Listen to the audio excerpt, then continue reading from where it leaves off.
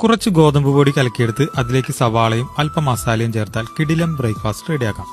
അപ്പോൾ ഇതുണ്ടാക്കാൻ വേണ്ടി ഒരു ബൗളിലേക്ക് 1 കപ്പ് ഗോതമ്പ് പൊടി എടുക്കാം. അതിലേക്ക് ആവശ്യത്തിന് ഉപ്പും കുറച്ച് വെള്ളവും ഒഴിച്ച് മാവ് തയ്യാറാക്കിയെടുക്കാം.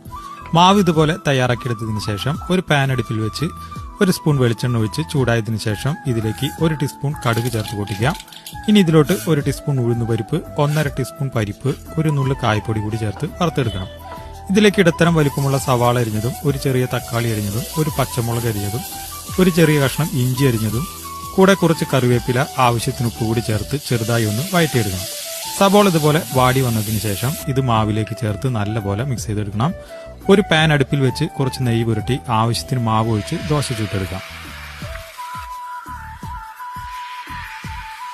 ദോശ നല്ലപോലെ വെന്തതിന് ശേഷം മറിച്ചിട്ട് കൊടുക്കാം. അങ്ങനെ വളരെ ഹെൽത്തി ആയിട്ടുള്ള ദോശ റെഡി. ഈ ദോശ കഴിക്കാൻ പ്രത്യേകിച്ച് കറികളുടെ ആവശ്യമൊന്നുമില്ല. അപ്പോൾ വീഡിയോ ഇഷ്ടപ്പെട്ടാൽ മറ്റുള്ളവരിലേക്ക് ഷെയർ ചെയ്ത് പേജ് ഫോളോ ചെയ്യുക.